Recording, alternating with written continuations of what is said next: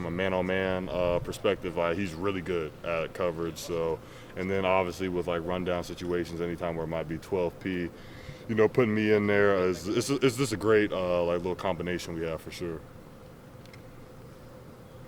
How's what UCF did Saturday going to help you with deception and stuff? It's going to help us stay disciplined all week. Now we know we got to stay disciplined with our eyes all week because we saw what happened. We thought we were disciplined with them during the week last week. Come game day, obviously not. So there's a lot of stuff we got to fix just with our eyes. Really, it's all little stuff. It's all about us, not really the opponent. Was that the overall kind of takeaway just from watching film from that game? Was there anything else that stood out? Nah, really the main issue is just our discipline with our eyes, guys getting greedy, just trying to make plays. We really just got to stay the course and just do your job. Was that hard? Is that hard to practice? No, actually, not at all. I mean, it's just having your eyes in the right spot every single rep. It's really just a habit you have to create with your eyes and having the right reads. It's really stuff we do every week during practice, and last week we didn't do a bad job at it, but come Saturday, guys just got a little greedy during the game, so me included. So yeah. Is it tough though not to, try to take some of those chances when they present themselves and you think that they're there and they go away quick? Oh, for sure. Like it definitely was there. And Coach Diaz is saying, he was like, if you think you can make it, he's like, take the shot, but if you don't make it, that's you, like it's your ass. So, for sure. I mean, if guys think that they can make that play, I mean, they're definitely going to. And I mean, it's great if they make it, but if they don't, then it just goes right back to you should have been disciplined and just following, your rules. Dasan, Kansas has a couple different quarterbacks that they might play. How are you guys preparing for that? I think just out of their production, I think it's pretty similar. They still run the same type of offense, regardless who the quarterback is. So, I mean, obviously we got to prepare. I know the starter that's down, he's elite with his legs too. So we really just got to do a good job containing them, staying disciplined to our rules. They might have some trick stuff ready for us too, so we just got to be disciplined the whole game with our eyes. Dasan, you guys were on your way to another goal line stand on Saturday. And so I don't even want to talk about it. as they build, you almost got there, but as they build, how does the momentum from first down to second to third start to mount? I think literally every down we just play harder and harder. Like not saying we don't play hard first down, but obviously first down we get a stop, boom, now we're ready to play even harder. Come second down, boom, third down comes, we're ready. Then obviously fourth down is like, let's get this done. So, obviously we fell a little bit short on Saturday down at the goal line, got them down to the fourth, but they had a good play call down there. They got us with our eyes.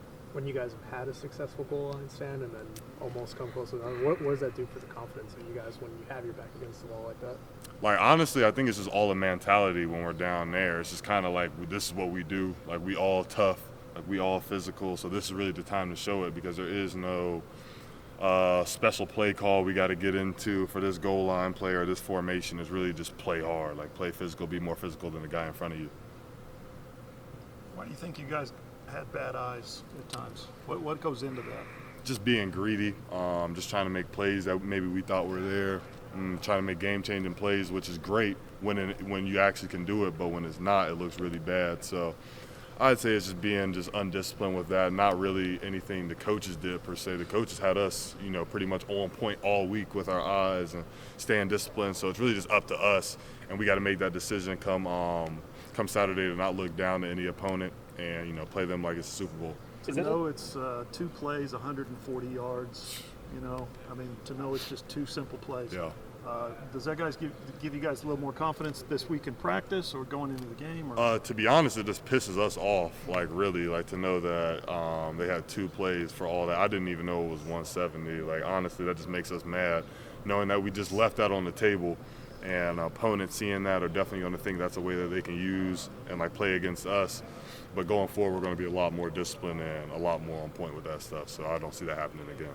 What's your thoughts on Kansas going into the game? I think they're great. I think Kansas is a great team. I've grown around them a lot. Just back to high school, I see them. I know a lot of players on the team too. Those are good football dudes. So we got to be on point this week. They do a lot of different stuff in their offensive scheme too. They have a really good offensive scheme. So we got to be detailed this week and disciplined, like I said, and just ready to go. Named as one of the captains this week. What have you liked about this weekly captain thing? Oh, I really like it. It's a little different. I like it though. Because guys who are working super hard during the season that maybe at other schools, we just named our captains before the season, and thus kind of the captains every single game pretty much.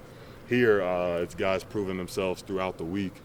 So, or like, just throughout the season in general. So let's say it's a guy that, you didn't think during fall camp would be a captain, but shoot, for the past 4 weeks, he's been on point in practice, class, all that. So, I really like what Coach V does.